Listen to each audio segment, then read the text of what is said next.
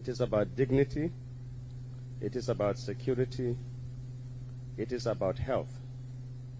It is a place where you build families, where children are raised, where dreams are made.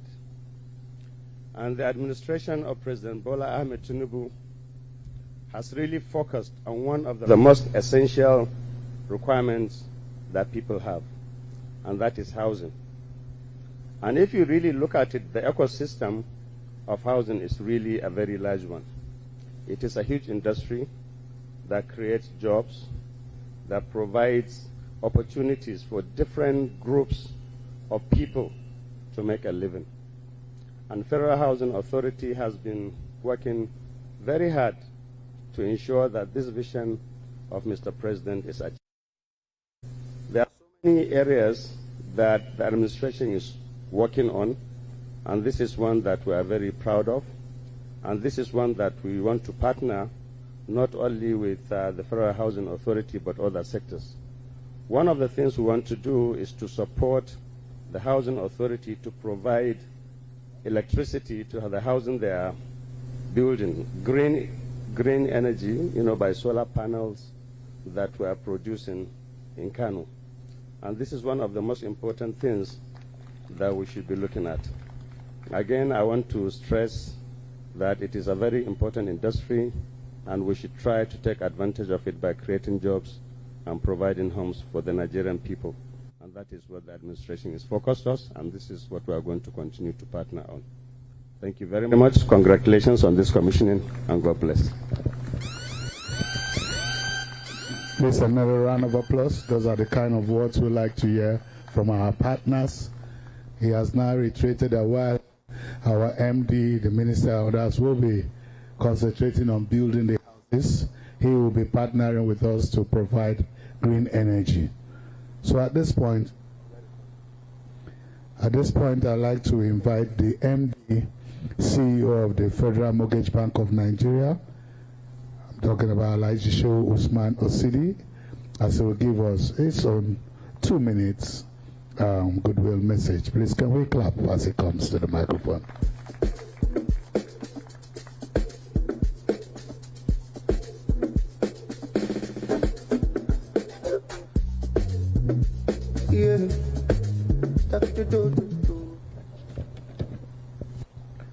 The Honorable Minister of Housing and Urban Development, ably represented by my boss, the Permanent Secretary, Federal Ministry of Housing and Urban Development, Dr. Shehu Balgori, the Chairman, House Committee on Housing and Habitat, another of my bosses, Honorable Abdul Momin Jibrin, PhD, the DG NIPS, Professor Motayo, Executive Directors of FHA, my colleagues from the Federal Mortgage Bank of Nigeria, distinguished ladies and gentlemen. It is a privilege to be here today to celebrate with the management and staff of the Federal Housing Authority on the commissioning of the FHA complex and the FHA Express View Estate. This event represents a significant milestone in the authority's journey as one of Nigeria's pioneer institutions established to meet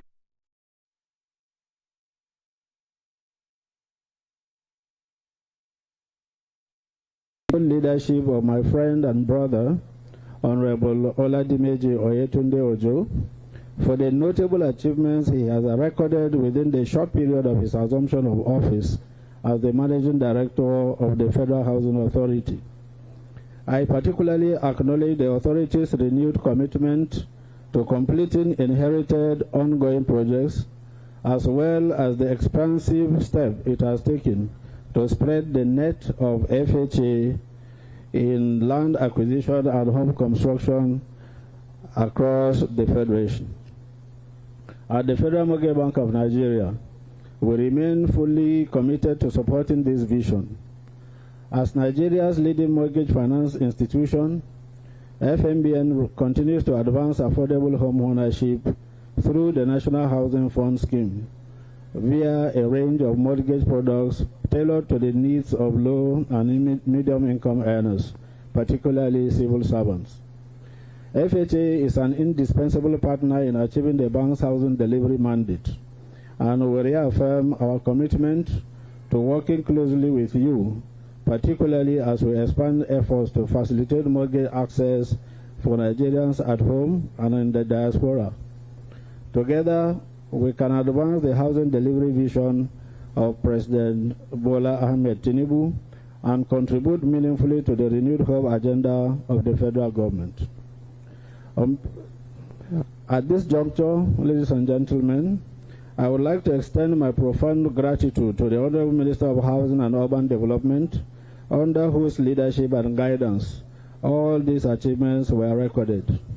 The Minister remains committed to the development of the housing sector and the delivery of the renewed hope agenda of President Bola Ahmed Tinubu, GCFR. On behalf of the board, management, and staff of the Federal Mortgage Bank of Nigeria, I extend our warmest congratulations to the FHA on this milestone achievement. Your resilience, dedication, and commitment are truly commendable, and we look forward to even greater collaboration in the years ahead. Thank you, and God bless you. DJ Live. Thank you very much, sir. Another round of applause for him. In that same vein, since we are talking mortgage banks, I think it's also imperative that we invite our own very own MD of our own bank. That's not Federal Mortgage Bank. This one now is FHA Mortgage Bank. Let me invite our MD, Aratudin Awal, to please give us a 2 minutes goodwill message.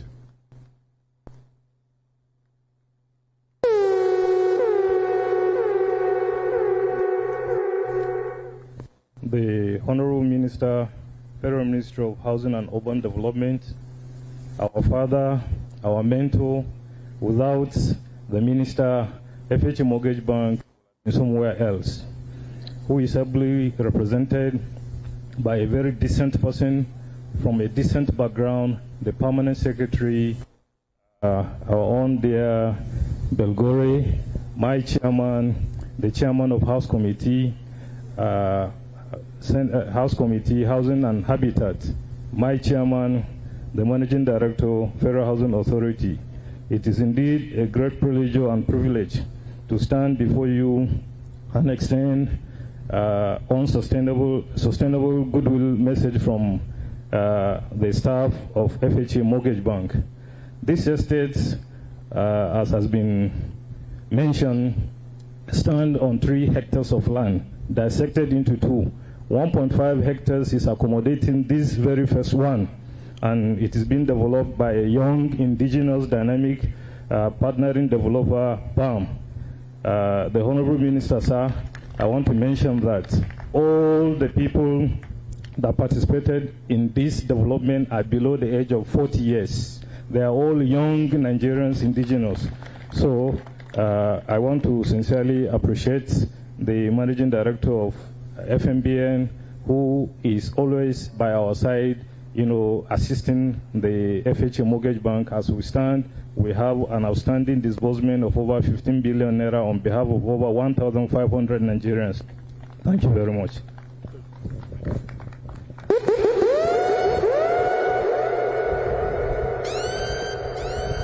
All right, still in that same vein, permit me at this point to now invite the people that give the mandate for everything to happen in the FHA, because if it does not pass through the House, the National Assembly, sometimes it could be difficult. But like the MD rightly spoke earlier on, that he is so grateful with the support we've been getting from all agencies involved in this project, especially the Ministry and the National Assembly. So at this point, permit me to invite the Chairman, House Committee on Housing, to please step forward and give us his goodwill message. Honorable Abdul Mumin Jubril, please.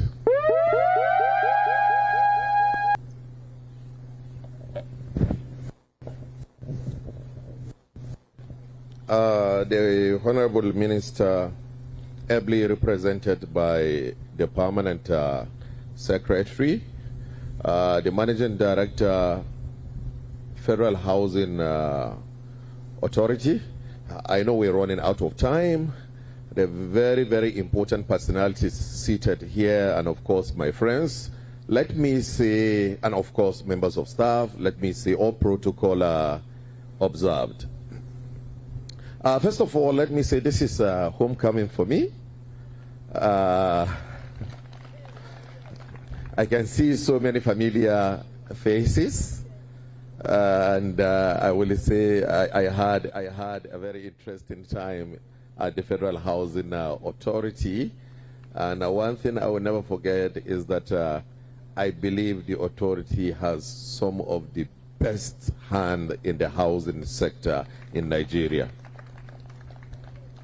From the surveyors to the civil engineers to the electrical engineers to the builders, all of them doing a fantastic job.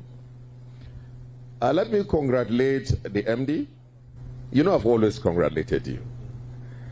And because we're so proud of you. You're doing a fantastic job. We can go on and on and on to continue to count the milestones that you've achieved since you became the managing director. Acquisition of land, regeneration of estates, upgrading infrastructure, and here we are seeing houses being commissioned.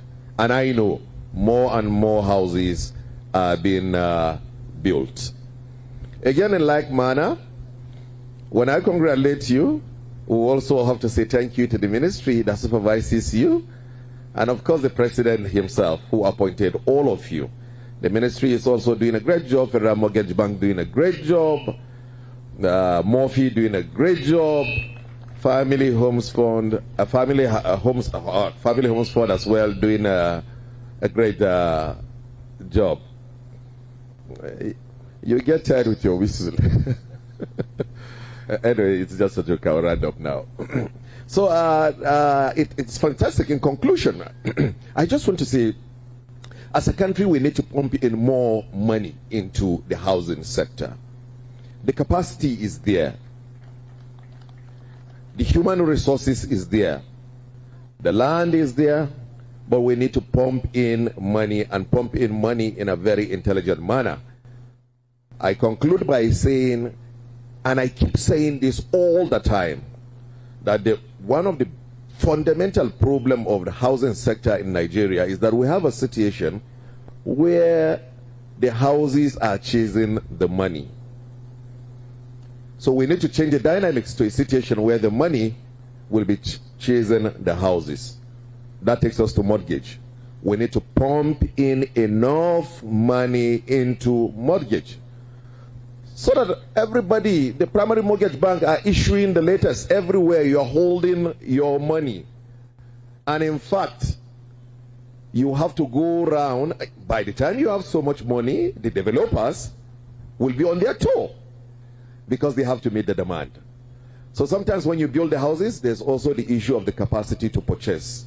So we need to look at the whole of this problem. Aside from that, I say congratulations to everyone, and I believe that there's many, many good things to come. Thank you so much. Thank you, sir. Ladies and gentlemen, our guests, now we are going to the big one. I invite the Secretary and the representative of the Honorable Minister to give us his address. And the PAMSEC's address will also have to be twin, since we are having a twin commissioning. He will speak for himself, speak for the minister, and straight away after his speech, he may not come back to his seat. The MD and other dignitaries will escort him towards the gate for unveiling of the plaque and commissioning of the building. The PAMSEC, sir, the podium is yours.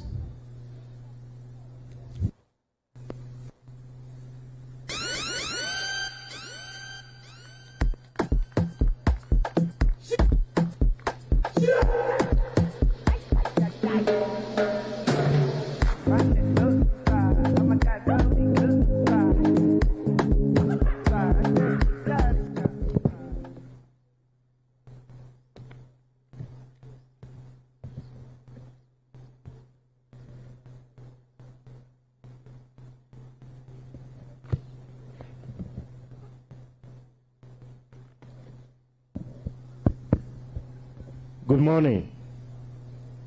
I thought the Director General of NIPS had set that protocol in place. Good morning.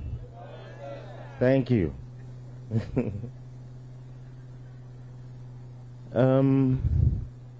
Well, since I'm here representing the Honorable Minister, I will speak on behalf of the Honorable Minister because I'm wearing his hat today. I'm not Permanent Secretary here, I'm Minister.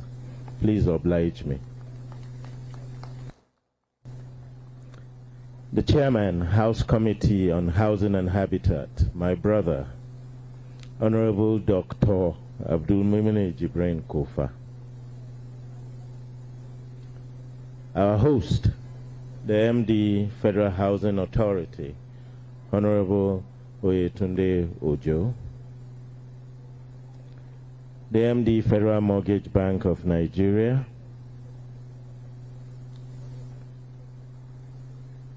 Usman Osidi. The Director General of NIPS. Executive Directors of Federal Housing Authority, and our Group Chairman of the IRS Group, Alhaji Isiaku Rabiu. The Executive Directors of Federal Housing Authority, the MD Federal Mortgage Bank.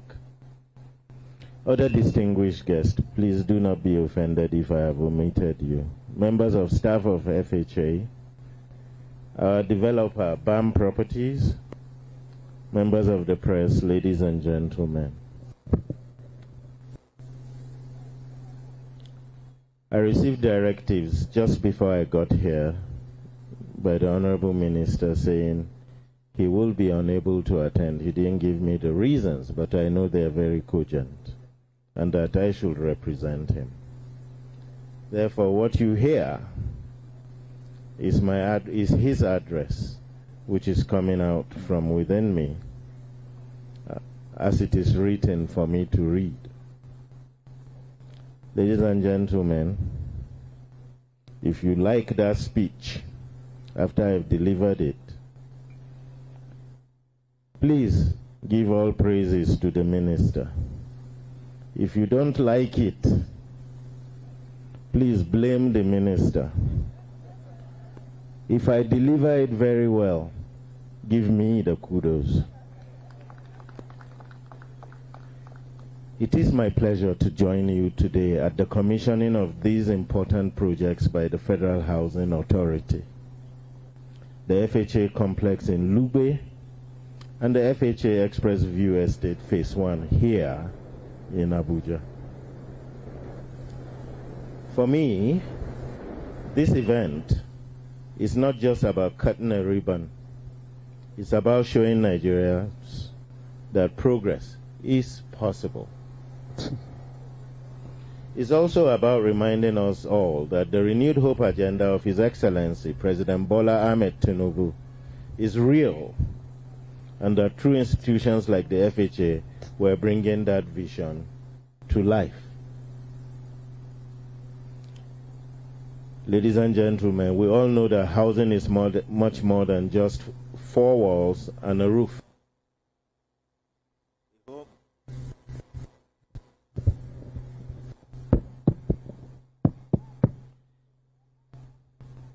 A home is dignity, it is security, it is the foundation for raising families and building stronger communities.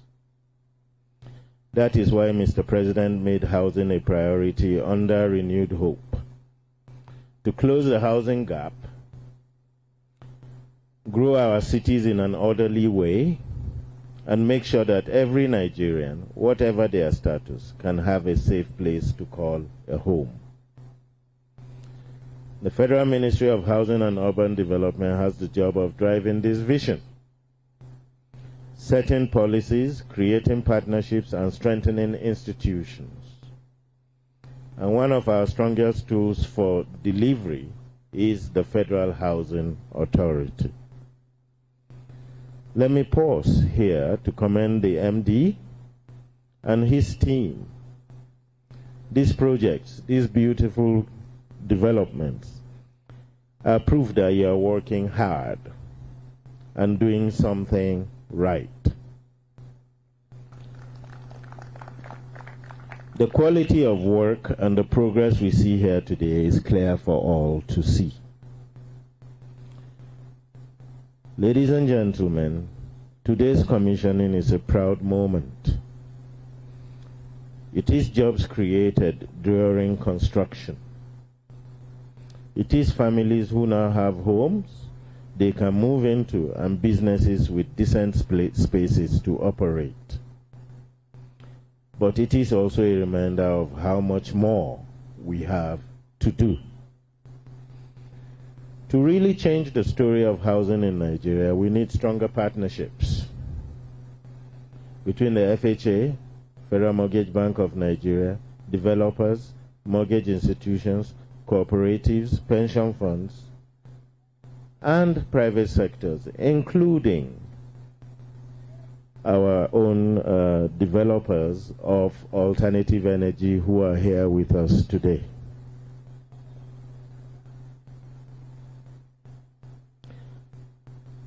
We need to mobilize resources, not just from government, but from every available source, so that we can build at scale and bring costs down. As Minister of Housing and Urban Development, I am happy to work with the FHA under the leadership of Honorable Oyetunji Ojo. The authority has the pedigree and the mandate. Now is the time to turn its fortunes around and make it a true pride of our nation. Thank you very much. May God bless the Federal Republic of Nigeria.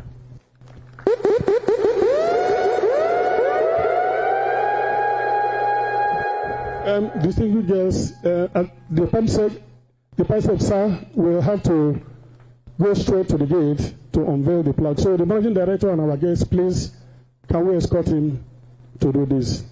All our guests accompany the managing director. On the phone, calling you tonight. I want to make you, make me know the vibes. I don't want to sleep alone. Wanna hold you tight, but I fool my eyes. But I'll be alright. Forever. On my laptop, on my keto, on my seat on. Say them go feel it, them go run it down.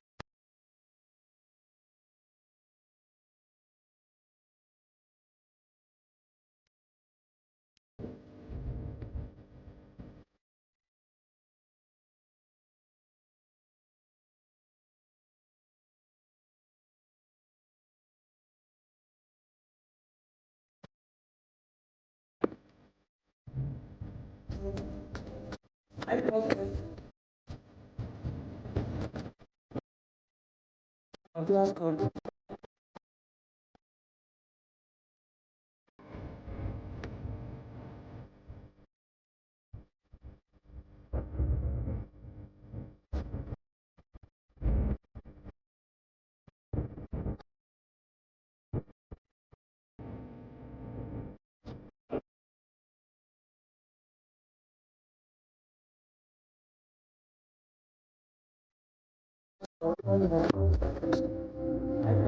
We I just go from head over. When I know that she, now she come over.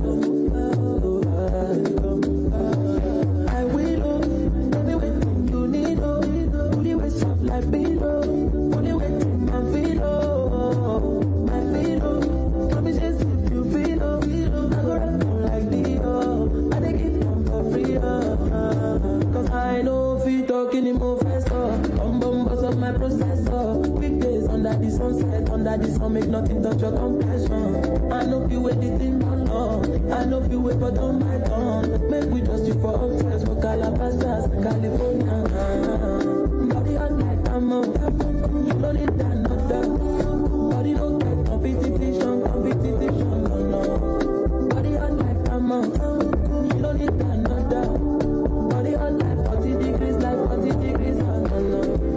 Both sides, you can play both sides. Wanna know if I wasted my time. Any man when no one take this, no say your matter no be good.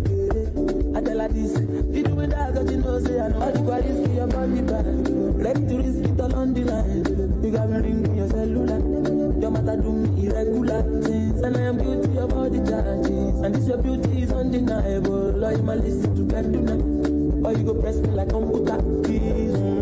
I know if you talk anymore faster, bust up my processor. Weekdays under the sunset, under the sun, make nothing touch your compassion. I know if you wait the thing don't know, I know if you wait for don't my tongue. Make we just you for upstairs, for Calabasas, California.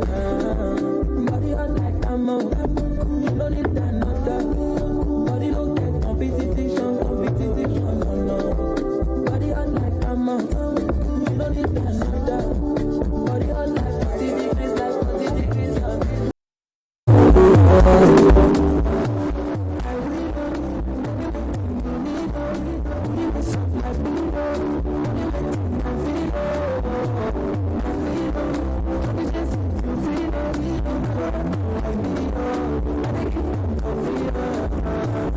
I know if you talking in more faster, bust up my processor.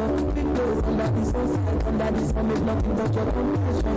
I know if you wait the thing don't know, I know if you wait for don't my tongue. Make me just you for upstairs, for Calabasas, California. I'm you don't need that, not that. Body don't get competition, I'm you don't need that, not that. Body don't get 40 degrees, like 40 degrees, both sides, you can play both sides.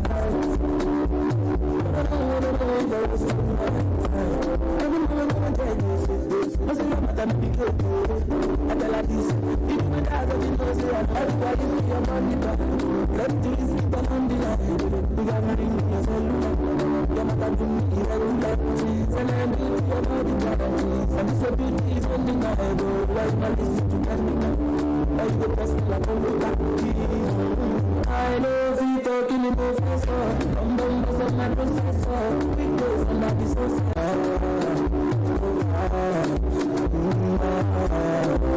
When I know that she come far. I will, you need, only way soft like below, only way to my feel, only just if you feel, like me, I take it from for free, cause I know if you talking in more faster, bust up my processor. Big days under the sunset, under the sun, make nothing touch your compassion. I know if you wait the thing don't know, I know if you wait for don't my tongue. Make me just you for upstairs, for Calabasas, California. Body hot like ammo, you don't need that, not that. Body don't get competition, no, no. Body hot like ammo, you don't need that, not that. Body hot like 40 degrees, like 40 degrees, both sides, you can play both sides. I don't know if I was too much time. Every moment I tell you this, no say your matter no be good. I tell her this, if you went out, you know say I know everybody see your money back. Let you risk it all on the line. You got me ringing your cellular. Your matter do me irregular things, and I am guilty of all the charges. your beauty is undeniable. Why you not listen to terminal? Why you the best like I know if you talking in professor, I'm the boss of my processor. Because I'm not this when I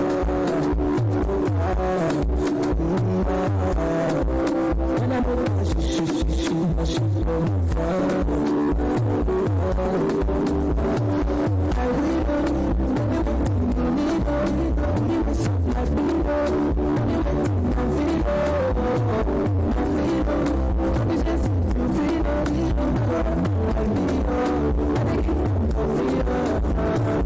I know if you talking in professor, I'm the boss of my processor. Because I'm not this under this I make nothing but your compassion. I love you with the thing I love you with the thing make me post you for the Facebook I like us and the phone I'm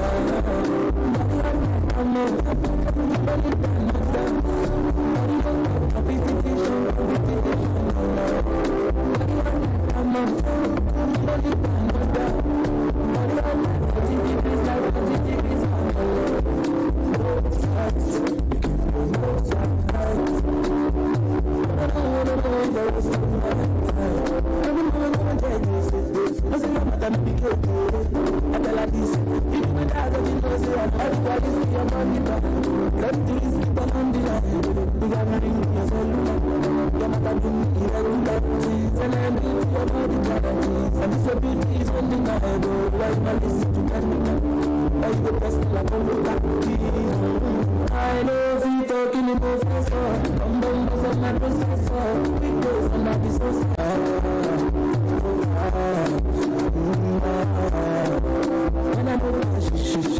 know she from far. I will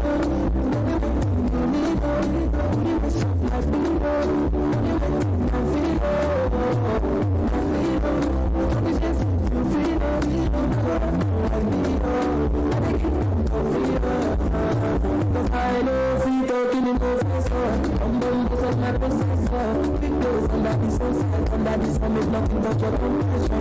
I love you with the thing I love you with the thing make me post you for the Facebook I like us and the phone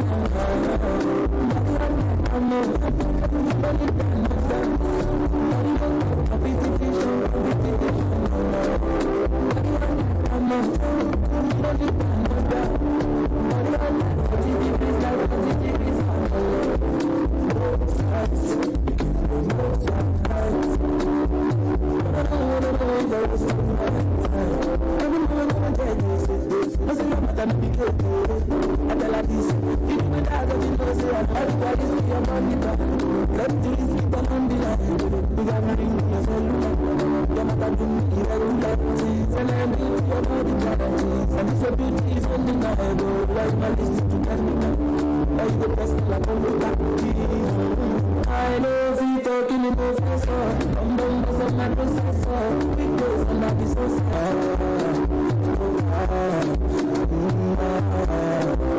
when I know she from far.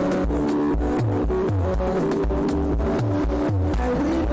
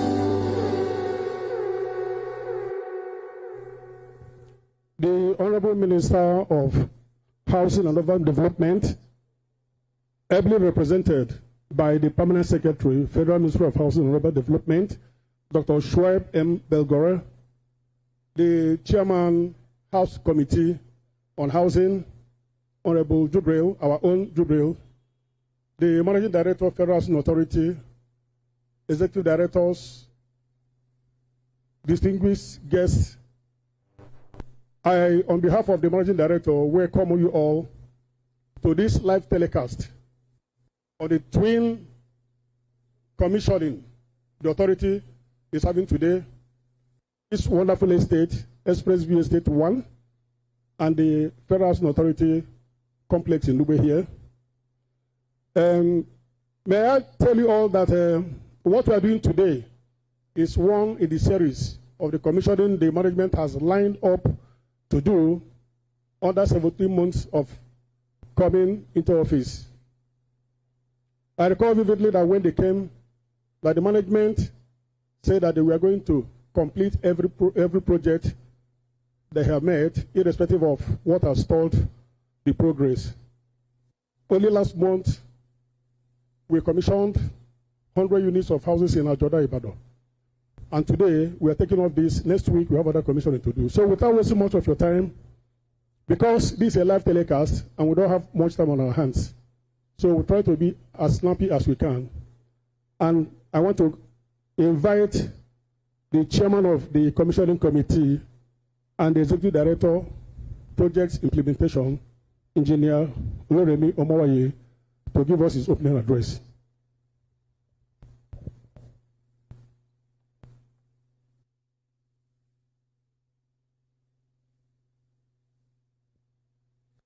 Good morning, everybody.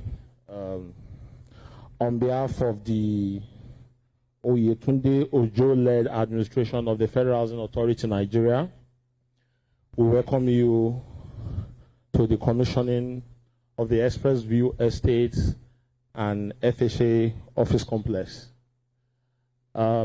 Just as the MC said earlier, you recall, we started this series of commissioning with that of Ajoda Estate in Ibadan. I can tell you we have a lot of more commissioning ahead. I recognize the representative of the Honorable Minister for Housing and Urban Development, who is also the Permanent Secretary of the Ministry of Housing and Urban Development. You're welcome, sir. I also recognize our own, the Chairman of the House Committee on Urban Development, Housing and Urban Development. Because of time, we're on live. I want to stand on existing protocol. We are here for a simple exercise. In line with the renewed hope agenda of President Bola Ahmed Tinubu, the performing president, Federal Republic of Nigeria, we are here to commission this wonderful edifice. This is phase 1 of the Expressview Estate, and this consists of 50 units of houses, 38 3-bedroom of terraces, and 12 units of 3-bedroom in this block of flats. This is no doubt a masterpiece. We are also commissioning our office, just less than 2 minutes walk from this place. Just as I said, this is the beginning of series of massive commissioning of projects, and this is in line with the renewed hope agenda of Mr. President. For us, we have building of different categories. We'll be commissioning Gusape Estate. We'll be commissioning Buhari. These are all massive housing units. Because of our time, and we need to move very fast. And you know, in FHA, we don't joke with time. Once again, I welcome you all to the commissioning ceremony series 2. As time goes on, we'll let you know how we'll go about with the other commissioning. But once more, I want to welcome you on behalf of the Honorable Oyetunde Ojo-led administration that has no doubt injected life into the Federal Housing Authority Nigeria. Thank you very much.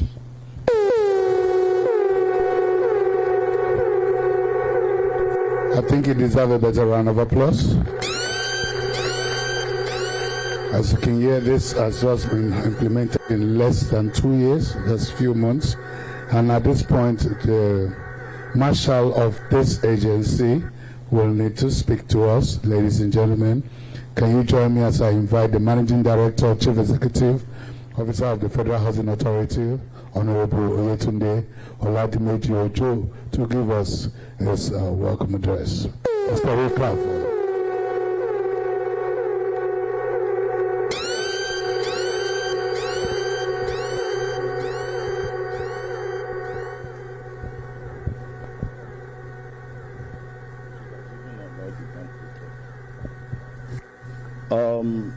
The Permanent Secretary, Federal Ministry of Urban and Development, representing the Minister of the Federal Ministry of Urban and Development, the Chairman, House Committee on Housing and on Housing and Urban Development, Honorable Jubril, the MD of Federal Mortgage Bank of Nigeria, the DG of Nigerian Institute of Political and Strategic Study, NIPS, the Executive Directors of Federal Housing Authority of Nigeria here present, the management of Federal Housing Authority of Nigeria here present. Well, you know I've been giving speech to read, but most of you that knows me, you know I'm not a speech person. Well, I won't come in Governor Wike's way. I will come more official. But like we says, the government of President Bola Ahmed Tinubu is about delivery. It's about Renew Hope agenda. It's about making sure Nigerians have affordable houses. It's about making sure these manifestos is being achieved within a shortest period of time. And that's why we in Federal Housing Authority, ably led by the ministry, our Minister, Architect Dangiwa, who has given us the mandate, also given to him by Mr. President, is to deliver houses for Nigerians. Not just delivery of houses, affordable housing units in which Nigerians can afford and live in decently. And 2 weeks ago, we were in Ajoda in Ibadan, in which we commissioned about 100 housing units out of the 1,000 housing units we are going through. I have said it. The demand and the urgency for the housing needs in Nigeria. We can't wait to be commissioning 1,000 housing units. Let's be commissioning it in phases and handing it over to Nigerians. Here where we are today is the BAM Housing Estate of Federal Housing Authority, which was facilitated by our own FHA Mortgage Bank. And at this junction, I have to say a very big thank you to Malam Ayatuddin, who has been a very wonderful person, and which FHA Mortgage Bank is part of our subsidiary. Without Malam Ayatuddin, this project would not have been here, because I came and I met the project, and these were the project I met, and I said all projects, because this was the mandate given to us by the minister, all projects must be completed. Projects should not be abandoned. Why are you abandoning projects? And this is the Mr. President's mandate. Don't abandon projects. Complete it. If you abandon the project, Is it not in Nigeria? Not in our states? So why are we going for new projects and want to abandon? It doesn't mean we won't do new projects. We are moving around all the whole federation. So here today, we have the phase 1, and beside is also the phase 2. We are commissioning the phase 1 project now. We are also commissioning our zone office here in FHA. One of the things I would like to say here, and I would like to thank the Permanent Secretary and the Honorable Minister of Urban Development and Housing. The reason why I'm thanking them is this. As an MD CEO, which were under this parent ministry, one good thing, I want everybody to clap for the two of them. They've never disturbed us from performing our lawful duties. They've given us all tremendous support to make sure we achieve. And when you have that tremendous support, there is no way you will not achieve, whereby your minister is solidly behind you, your PAMSEC is solidly behind you. It doesn't mean they don't do their checks and balances. And I also use this time to thank the National Assembly on both sides, both the House of Reps Committee, the Senate Committee. We can see the House of Reps Committee Chairman, Honorable Jubre Aminu, seated, one of our toughest politicians of our time. People always ask me, how do I always get him? But we're colleagues in 7th Assembly, and we'll be best of friends. The Chairman Senate Committee could not make it, but his representative is on the way. They will meet us here. Well, let me go straight to the speech so that I don't waste too much time. The Honorable Minister of Housing and Urban Development, the Chairman Senate Committee on Housing, the Chairman House of Representatives Committee on Housing, the Permanent Secretary Federal Ministry of Housing and Urban Development, Directors of Ministry here present, Executive Directors and Staff of Federal Housing Authority, invited guests, gentlemen of the press. I am highly honored to address you today on this twin commissioning of the Federal Housing Authority Express View 1 and FHA Complex Lugbe. What we are doing today is a deliberate and well-tailored towards the renewal agenda of President Bola Ahmed Tinubu, GCFR, President of the Federal Republic of Nigeria. On assumption of office about 17 months ago, our management hinged our agenda on this mantra of renewed hope, which is embedded on provisions of affordable and livable houses to Nigerians. We strategized towards the realization of this goal. We quickly embarked on the acquisition of land, which is an essential ingredient in the housing provision. To achieve this, we visited 28 states of the country and were given lands in all.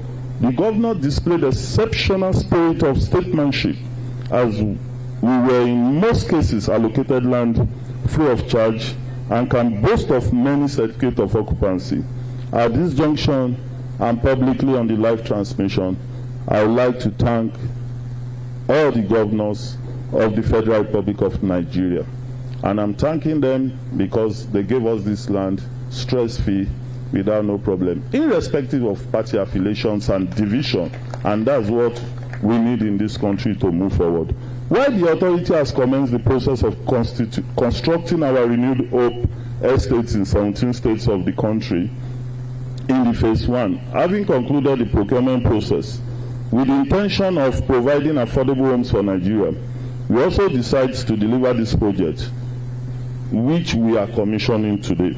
Dwelling less on the challenges we met and focusing on the future, our management decided to adopt phased completion of the projects we inherited and getting Nigerians into the houses rather than waiting for when the entire projects will be completed. Last month, we commissioned the phase 1 of our estate at the Ajoda, Ibadan.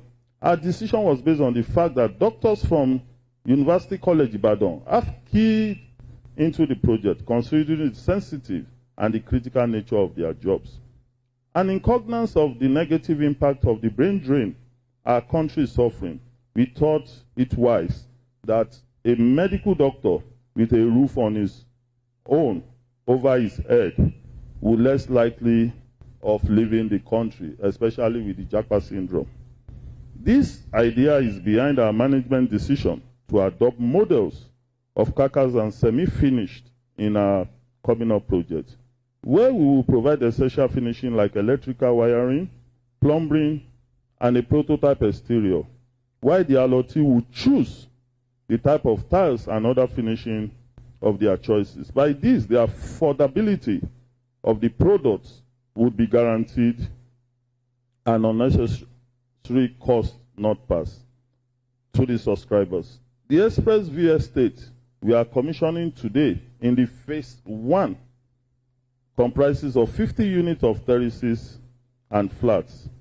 On full completion, the entire is expected to add about 1,000 housing units to the national housing stock.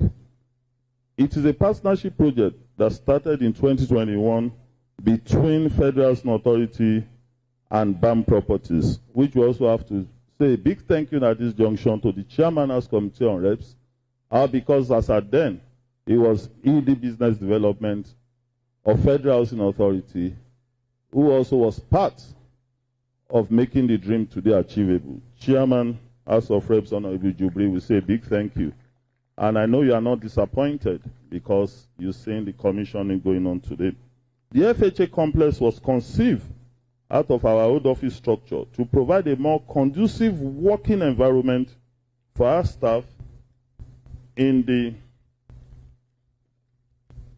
Lugbe office, and also a way to generate revenue. It consists of office spaces.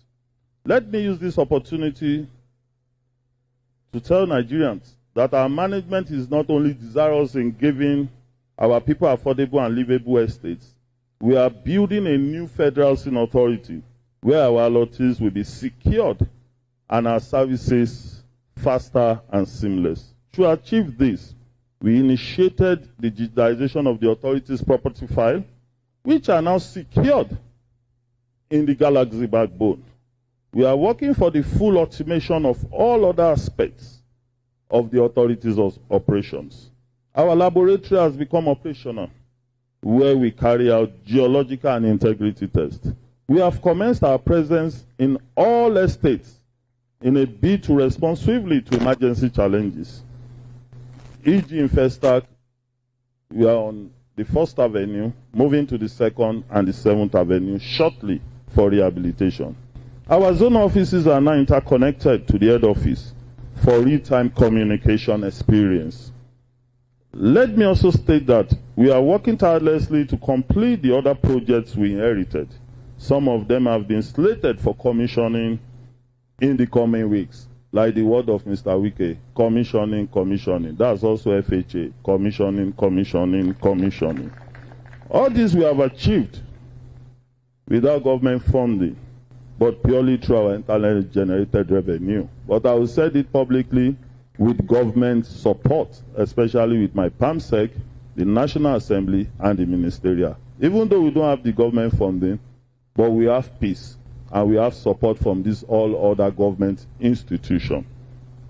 Today, as we facilitate with our newest landlord, we encourage you to live harmoniously and work with us to maintain the estate by living up to statutory obligations.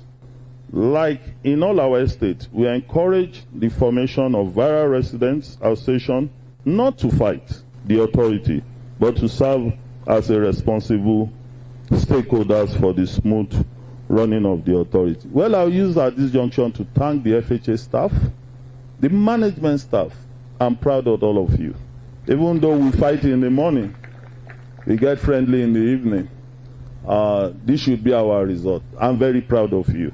I am extremely proud of you. I don't want to start mentioning names here so that I won't be going ahead some praising one another. And at this junction, I would like to say God bless FHA, God bless Federal Ministry of Housing and Urban Development, God bless the Federal Republic of Nigeria, and God bless our Mr. President, President Bola Ahmed Tinubu.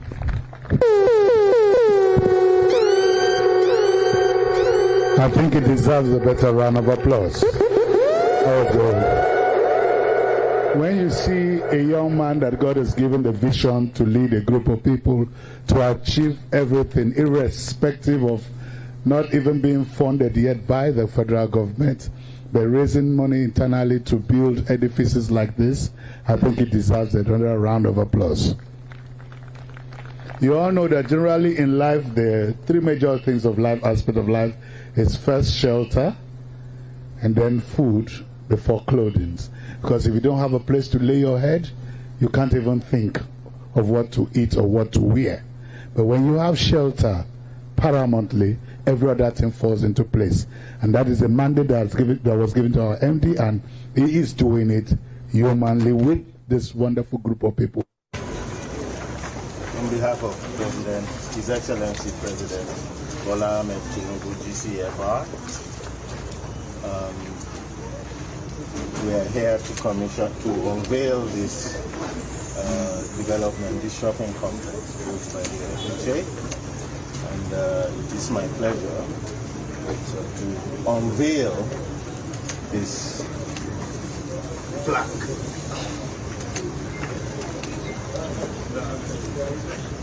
We're here to commission the Federal Housing Authority complex, Lugbe, Abuja, FCT, which was commissioned to the glory of God by Architect Ahmed Musa Ngiwa, FCID, FNI, OB, Honorable Minister, Federal Ministry of Housing and Urban Development, under the management of Honorable Oyetunde Ojo, MD, Chief Executive, this day, Tuesday, 19th August 2025.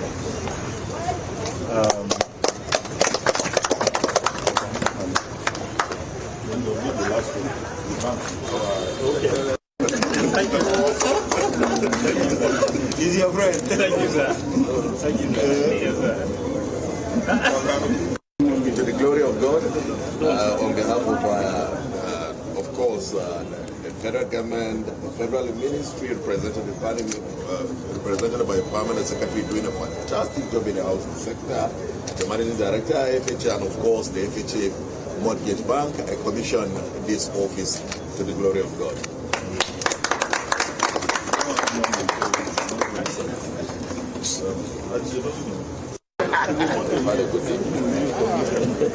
How are you? Well done.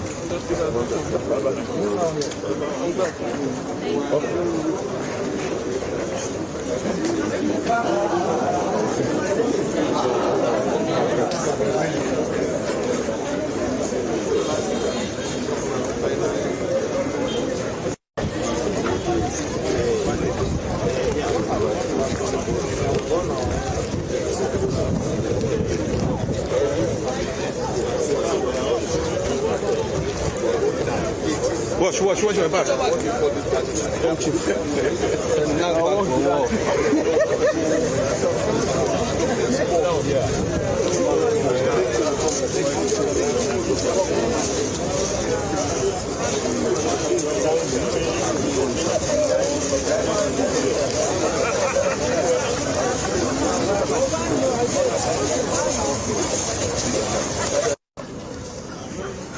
Plus, I better not go first.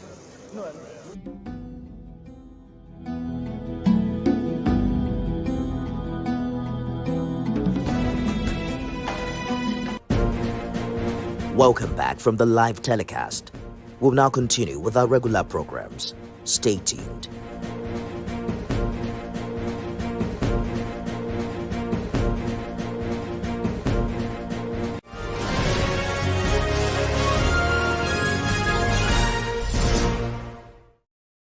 This is Performance Insight with Dr. Abiola Salami, the world-class performance strategist. Welcome to Performance Insight. I am Abiola Salami. This show is designed to build models of excellence in the marketplace and in the nation. Whether you are a man or a woman, young or old, professional or an entrepreneur, I believe you can be a model of excellence in your industry. As a model of excellence, you're required to deliver high-quality results in your legitimate work. You are required to leverage your competence, character, creativity, courage, and compassion to go above and beyond the call of duty to deliver the very best possible results every time. And your result today must be better than your result of yesterday. When you have this understanding and you commit to delivering excellent work based on this understanding, you will generate better results, become exceptional on your team, in your organization, and in your industry. You will have a reputation of excellent performance in your industry. And that is what it means to be a model of excellence. We need models of excellence in our families across the continent of Africa. We need models of excellence in industries across our continent. We need models of excellence in governance across countries on the continent of Africa. That is the way Africa can become the giant in the world. Over the past 2 decades, I have served leaders in the private, public, and social sectors, and I have discovered 5 crucial skills anyone seeking to become a model of excellence in their industry must master. On this season of Performance Insights, we have been looking at one of those skills. The skill is called emotional intelligence. Emotional intelligence is so powerful. I wrote a book about it. The title of my book is The Magic of Emotional Intelligence. So we continue to share insights guided by my book, The Magic of Emotional Intelligence, to enable you deliver peak performance in the work that you do. This week, we will explore the topic 10 interesting excuses top executives give about their mental and emotional health. This is Performance Insight with Dr. Abiola Salami, the world-class performance strategist. Imagine a journey where every setback transforms into insight, where every risk opens a door, and every quiet moment of reflection becomes the foundation of bold action. Imagine an opportunity where you can forge your own trail, illuminate the hidden potential within, and guide others to find their light too. Imagine a time when you can step into your own space, where courage meets curiosity, and every challenge is a chance to grow. At Dr. Abiola Salami International Leadership Bootcamp, DASIL, we believe leadership is not something you were born into. It's something you awaken. It's the spark that grows when you challenge the familiar and step into the unknown. Join us at Livingstone, Zambia in July 2025 for DASIL 5.0 to rescale, reflect, re-strategize, and rejuvenate for peak performance. Contact us on hello@abiolachamp.com or call us on 0909-123-4567 to reserve your seats. Dr. Abiola Salami International Leadership Bootcamp, DASIL, where transformational leadership is reimagined. This is Performance Insight with Dr. Abiola Salami, the world-class performance strategist. Interesting excuses top executives give about emotional and mental health. Business executives are typically at the top of their mountains when it comes to leading their organizations in the marketplace. In the corporate world, success is mostly measured in quantitative terms and not so much in qualitative terms. This means that based on the traditional definition of success, a business executive who is dysfunctional in his or her personal life can be considered a maverick if the numbers on the books are looking good. This thinking and culture makes it difficult for conversations on emotional and mental health to become mainstream because a lot of organizations haven't yet drawn a straight line between emotional and mental health of the executives and the bottom line. Thankfully, more progressive organizations are championing the cause of emotional and mental health awareness, even though a lot of such campaigns are quite performative.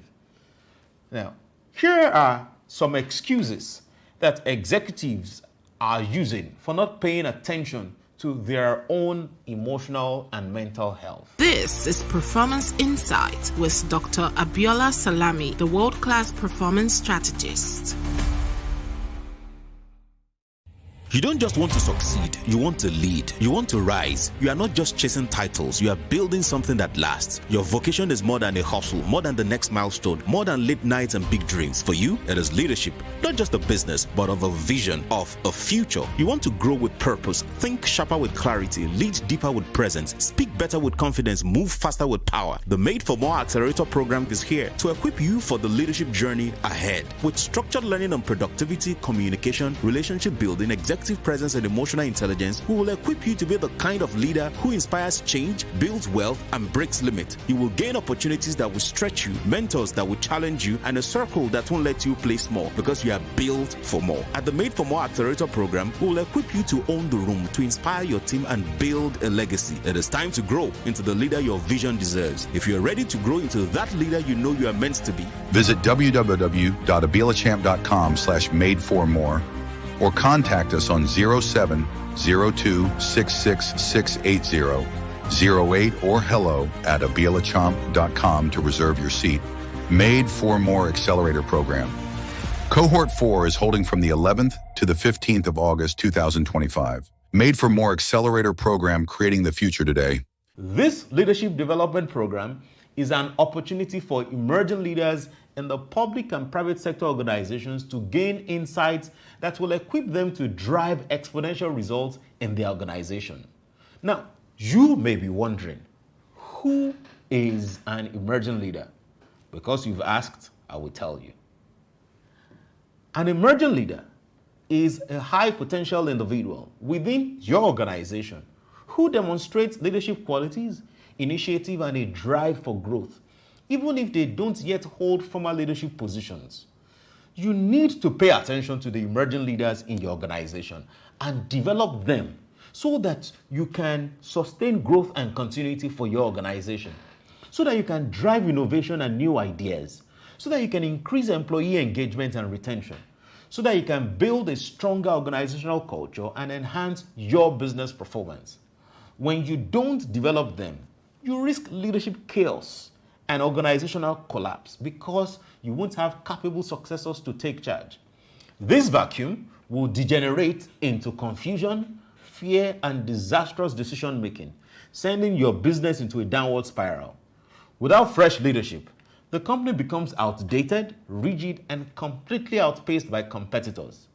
The market moves forward while the organization stagnates, slowly fading into irrelevance before ultimately your organization becomes obsolete. And then the few high potential employees you have will eventually abandon ship because they can see clearly that there is lack of career growth in the organization for them. And what do you think you would have left? You will have a disengaged, demotivated workforce drowning in frustration, leading to toxic culture, leading to burnout and skyrocketing turnover costs because you cannot generate revenue to meet with your costs. Poor leadership choices will lead to reckless decisions, operational failures, and revenue collapse. The company will lose its market position, your investors will move their money away, and your company's reputation will crumble until eventually there is no business to run again. I know you don't want this to be your outcome, so you can't wish away this kind of outcome by doing nothing. What you need to do right now is to register the emerging leaders in your company for the Made for More Accelerator program.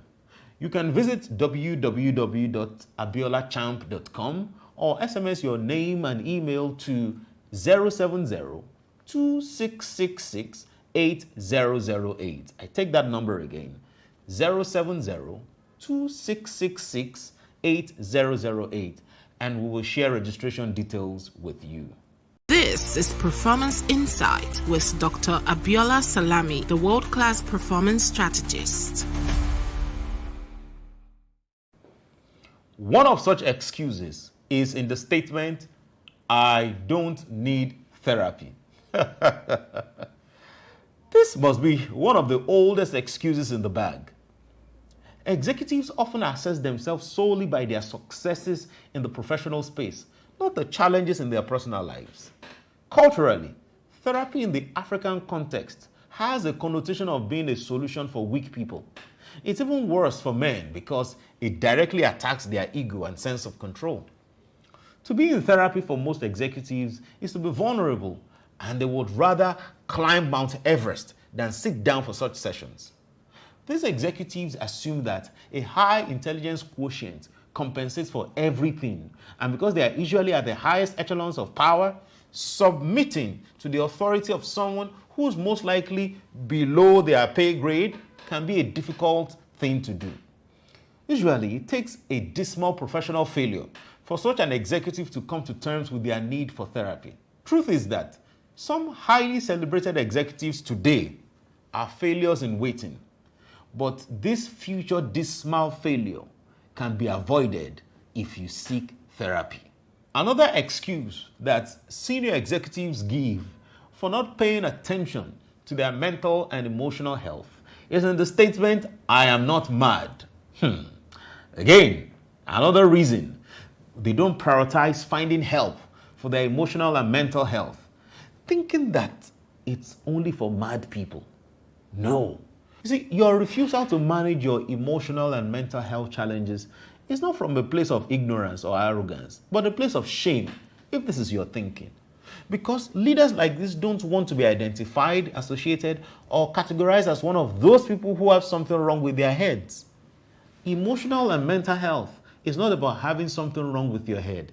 It's about preventing yourself from having something to go wrong with your head. This response, thinking that emotional and mental health interventions are for mad people, it speaks to the need for acceptance and conformity. The top executives that don't want to be labeled as different, it says something about you. Because groupthink sentiments can be so powerful regardless of a person's level of education and exposure. It will demand a lot of reorientation and awareness of what emotional and mental health is all about, so that the stigma and shame attached to it will be drastically reduced. Emotional and mental health interventions are not for people who have mental health issues. They are to help you not to degenerate into having mental health issues. Another excuse that top executives give about not seeking emotional and mental health interventions is they'll say therapy is too expensive.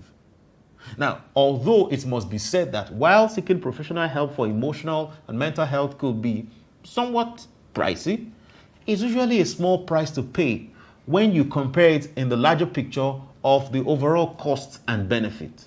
In economics, expensive is a relative term. If a product or service offers more utility than the monetary value that it costs to purchase it, then that is a rational choice. At the core of personal productivity is a sound mind and a sound thought process. If that is compromised, then nothing of significance can be created by any top executive. So, to dismiss emotional and mental health issues over monetary cost, which is ultimately inconsequential when you compare that with the possibility of failing in your career, it's at best insincere. Top executives who are quick to budget huge amounts for trivialities shouldn't honestly say that investing for professional services about something as important as their mental and emotional health is expensive. One reason top executives don't pay attention to their mental and emotional health is in an excuse that they give, which is, "I am too busy." This excuse sounds a bit too familiar, because here such top executives agree that seeking professional help for their emotional and mental health challenges is great, but somehow they just don't have the time for therapy. The image of therapy many of such leaders have is talking for hours and hours to a long-winded counselor who would bore them to death with irrelevant conversations. Nothing could be further from the truth. Executive coaches, counselors, consultants, and therapists are well aware of the hectic schedules of top leaders. We are aware that you can be busy. So many of us have developed flexible models that include virtual sessions, self-assessments you can do on your own, and preferred hours to make service much more accommodating for our client's schedule and preferences. This excuse opens another dysfunction for such executives, which is a lack of effective time management. As a senior leader, it is important for you to always remember that the most significant person that you need to lead is yourself. And if you are not leading your time well, it is an indicator that you need the help of an executive coach. An excuse that leaders give for not paying attention to their emotional and mental health is in the statement, "This is just the way I am. Take me as I am." Humans are generally resistant to change, even though we talk about change a lot.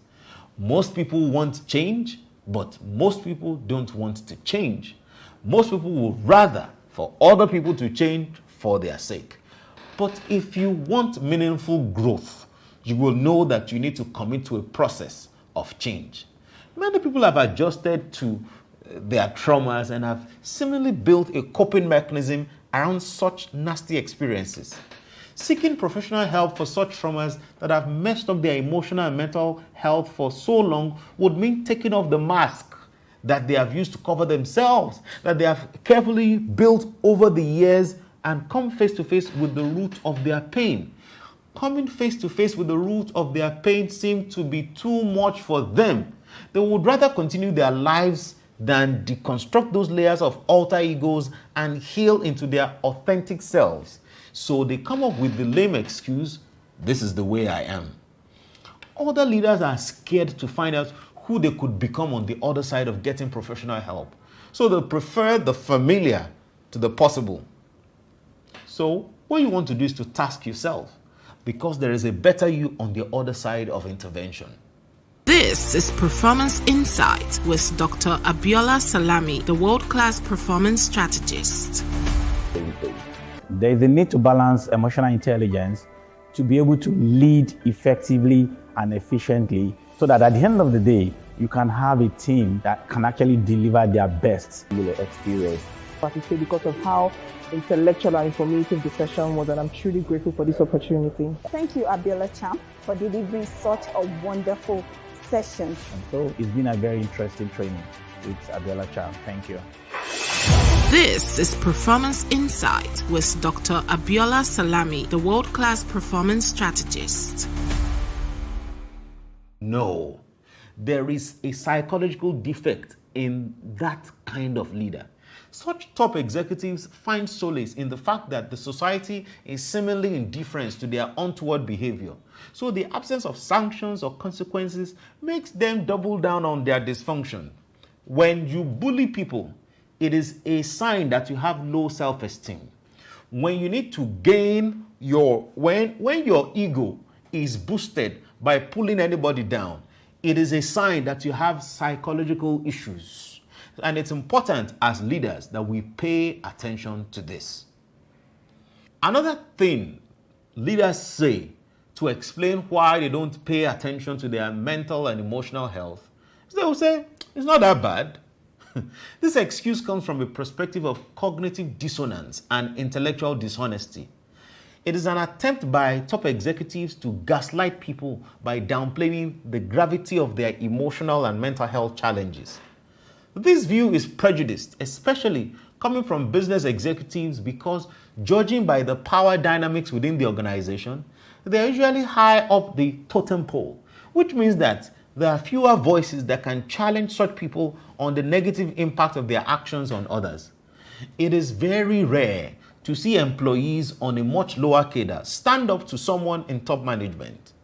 Even the human resources manager, who should be the point of call for those who seek redress, are more disposed to protecting their personal interest than ensuring the right thing is done. The lack of moderating influences for top executives usually hurts them. So what you want to do as a senior exec is you want to check yourself. Look at the leader in the mirror. Do you need help? Then get help before it is too late. Another excuse leaders use to defend why they don't pay attention to their mental and emotional health is they would say, "I can handle it on my own."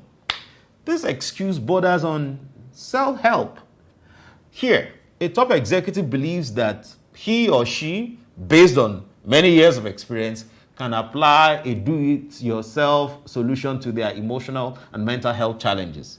This excuse is underpinned by expertise in other areas of lives, especially their professional endeavors. So you will believe that because you've been around for 2 decades or for 3 decades and you've won several awards and people keep applauding you, that it means you can do anything and everything.